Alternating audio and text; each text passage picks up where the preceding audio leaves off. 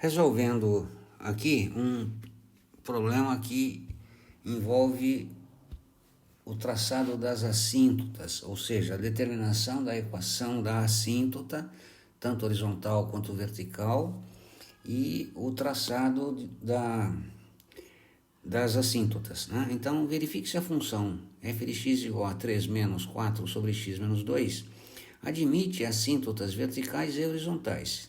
E a seguir esboce o gráfico, né? Uma situação. Não é um gráfico perfeito, é simplesmente um esboço. A primeira coisa que eu faço é verificar o domínio da função, ele que dirá para mim qual é ou quais são as restrições. No caso aqui, como é uma função fracionária, o denominador não pode ser zero, portanto o x não pode ser 2 daqui. Então o domínio será qualquer valor x pertencente a R, tal que esse x seja diferente de 2, ou então eu posso escrevê-lo conjunto dos reais, exceto o número 2. Então eu sei que em 2 eu tenho uma restrição, portanto eu vou analisar sob esse aspecto, a assíntota vertical.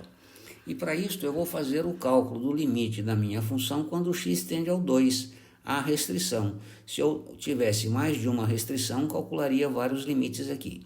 Então vamos calcular o limite desta função quando x tende a 2.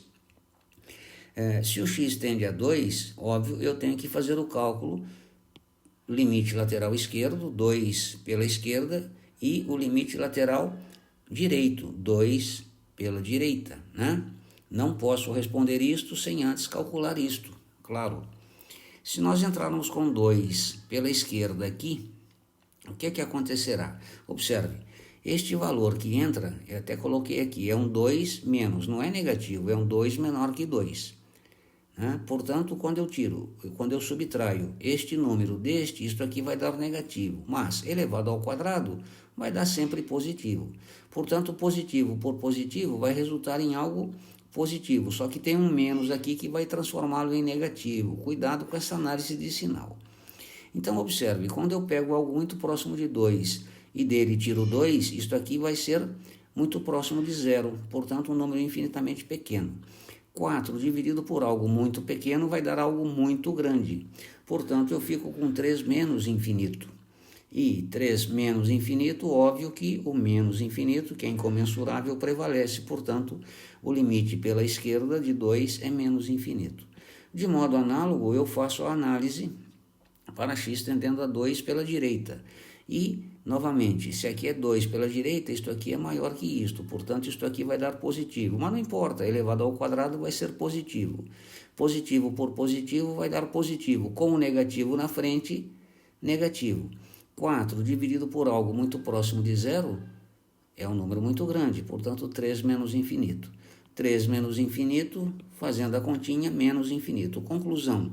Como existem os limites laterais e eles são iguais, eu concluo que o limite desta função será menos infinito, portanto, atendeu à condição de assíntota vertical.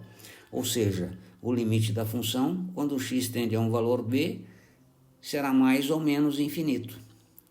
X igual a b, né? O valor de tendência é uma assíntota vertical. Veja a condição de existência de assíntotas verticais. Foi isto que eu usei aqui.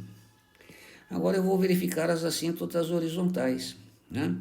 Para isto eu vou verificar o limite da função quando x tende a mais ou tende a menos infinito. Não vou fazer os dois ao mesmo tempo, eu faço separadamente, mas aqui eu posso indicá-lo de modo simultâneo, né?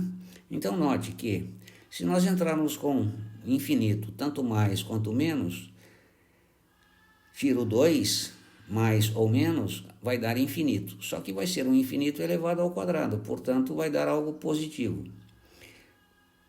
Infinito positivo. 4 dividido por algo incomensurável e muito grande vai tender a zero, ou próximo de zero. Portanto, 3 menos zero.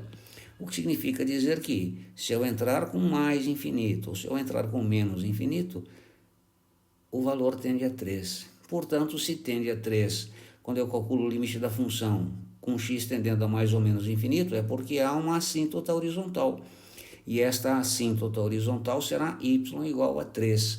Será igual ao valor de tendência, conforme a condição e definição de assíntotas horizontais. Reveja o conceito lá. Portanto, eu tenho que y igual a 3 é uma assíntota horizontal da minha função. Então, está aqui, x igual a 2, assíntota vertical, y igual a 3, assíntota horizontal. Desta forma, usando possivelmente mais tarde o GeoGebra, eu faço o gráfico. Então, está aqui o gráfico da função. No caso, eu fiz à mão mesmo, né? Porque eu tenho uma certa prática que permite a mim isso. Então, marco primeiro o x igual a 2, que é a assíntota vertical. Marco o y igual a 3, que é a assíntota horizontal, e ela é tracejada porque ela não é gráfico, né? Ela complementa a função. Marco os pontos abscissa 2 e ordenada 3 e a origem 0, 0. Escrevo a função e traço a função. Então, eu sei que, por prática, esta é a função, tá certo? Caso você não tenha esta prática, eu sugiro que você estude, que você use um aplicativo matemático, que você estude, se esforce no entendimento de função. Por quê? Porque ele é objeto de estudo do cálculo. Em cálculo, nós analisamos funções e suas variações. E, no caso de dificuldade, use o GeoGebra para que você perceba o que é que está acontecendo.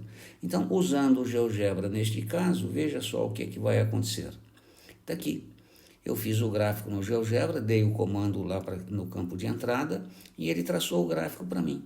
Note que aqui eu tenho a função em cor de abóbora, eu tenho a assíntota horizontal, y igual a 0, e eu tenho a assíntota vertical, x igual a 2. Está aqui, validou o meu gráfico feito manualmente. Então é assim que a gente faz, a gente se vira para poder juntar o conhecimento necessário e resolver o problema que nos é proposto. É isso que o engenheiro faz, né?